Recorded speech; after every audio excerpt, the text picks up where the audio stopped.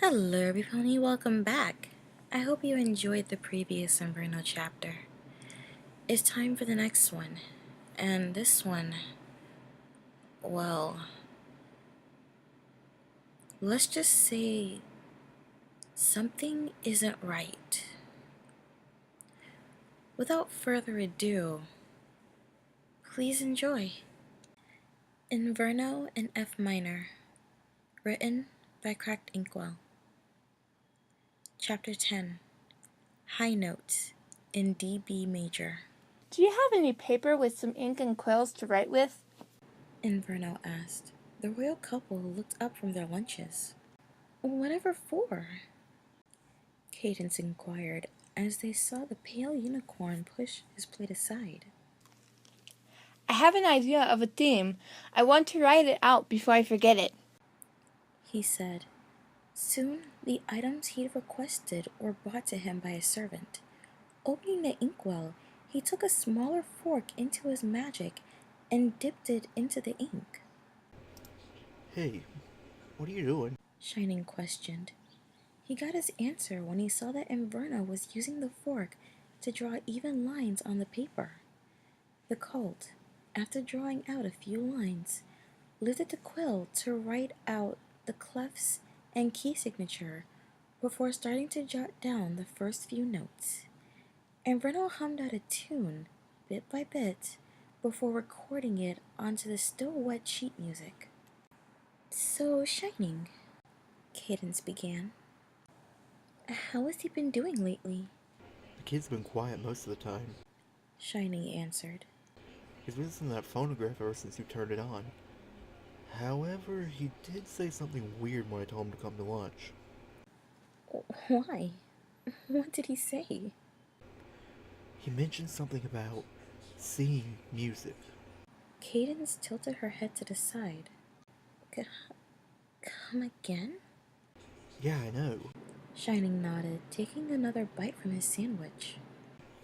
I've never seen the pony this obsessed with classical music since that cellist from high school. You do know I can still hear you, right?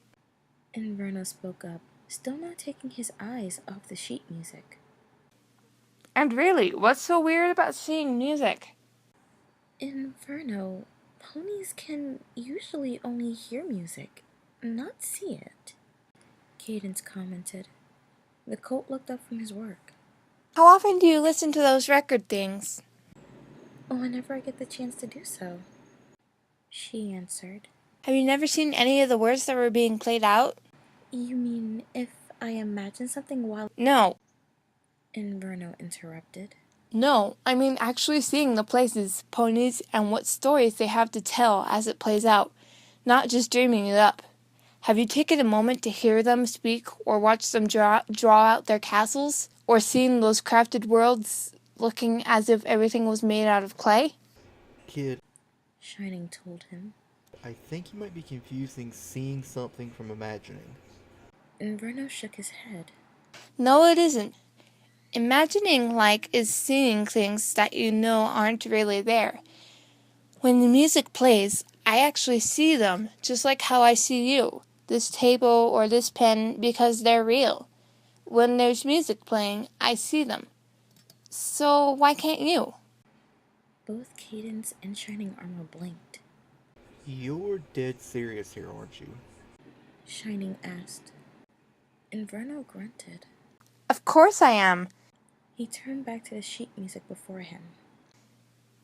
Now, where was I? He levitated the paper in his ruby aura, studying it for a moment before he sang out what he had written so far.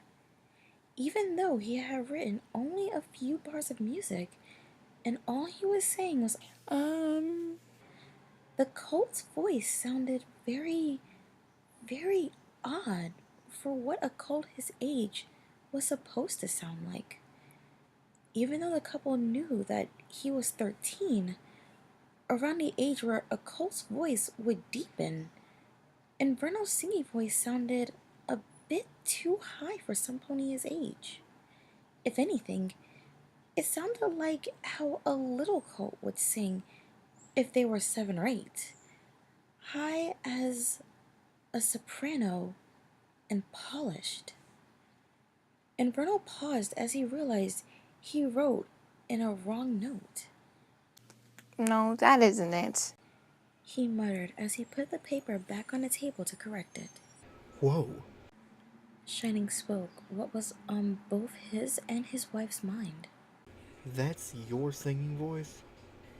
Inverno groaned. What is it now? That sounded awfully high there, Cadence said. A bit too high. Inverno, dear, you said that you were 13, right? Yeah? The colt answered, starting to get annoyed.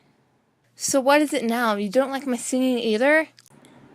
No, it's not that. It's just...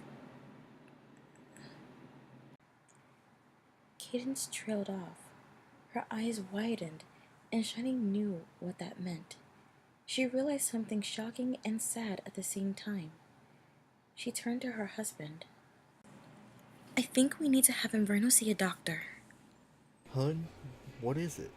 Shining asked. The Alicorn princess got up from her seat. I think I have a theory, which I hope to Celestia that I'm wrong about, but we'll need a doctor to see. She went over to the colt. Come along, Just wait a second. he said as he jotted down some more notes. Now, Cadence said sternly as her horn lit up, picking the colt right off his seat. Hey! Inverno interjected as Cadence carried him out of the room, in which Shining himself got out of his seat as well and followed them. Cade? Shining called out, catching up to her. Cade, what are you doing? I'm taking him to the physician to make sure of something, Making sure of Making what? sure of what? both Inverno and Shining asked. Cadence didn't answer all the way to the palace's infirmary. Excuse me, she said to the nurse. Is Dr. First Aid here by any chance? He just got back from his lunch break, the crystal nurse answered. I'll go get him.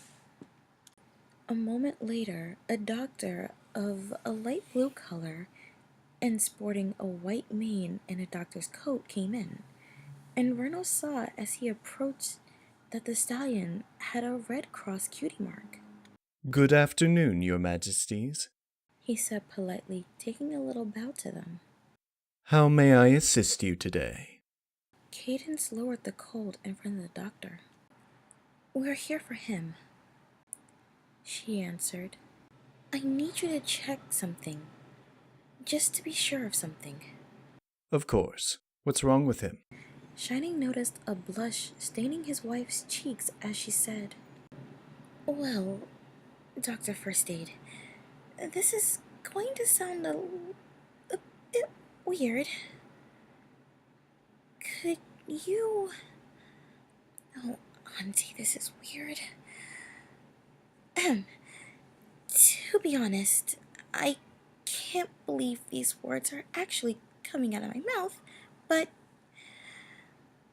Doc, could you look under his tail for a moment? What? Asked Shining.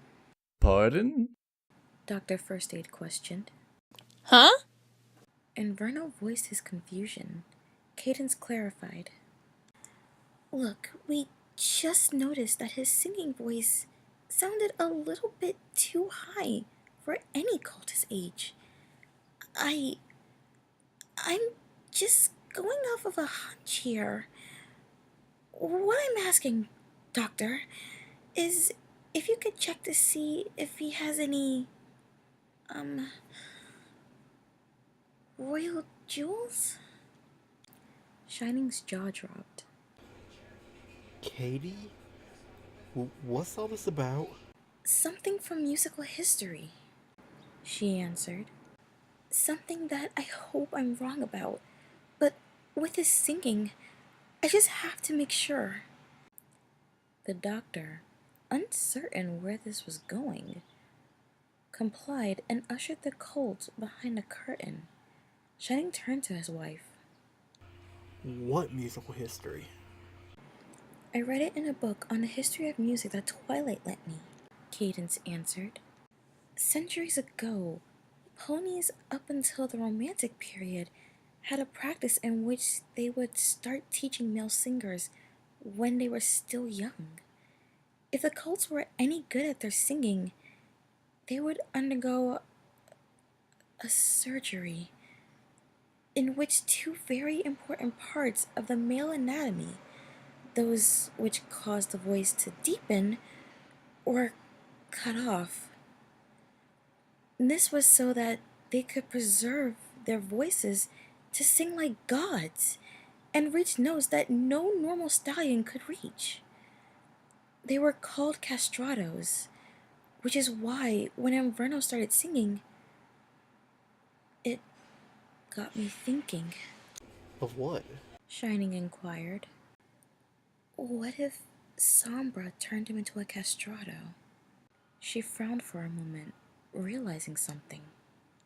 Then again, why would Sombra do something like this to him? Isn't the point in having a child, if you're king, is so that you can pass your legacy down to the next generation?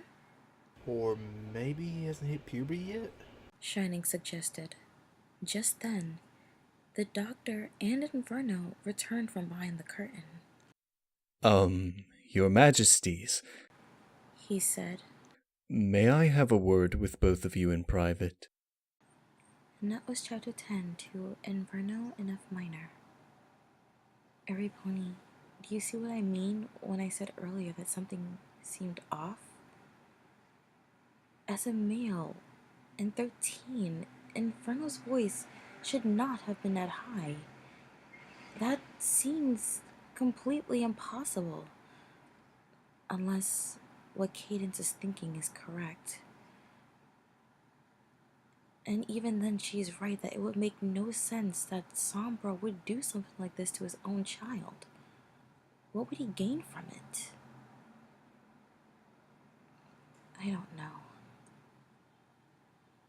But I guess we can all assume what the doctor might have to say. What do you think, every pony?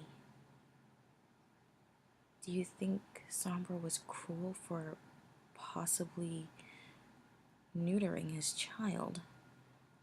Or because of his singing voice, do you think Sombra did his child a favor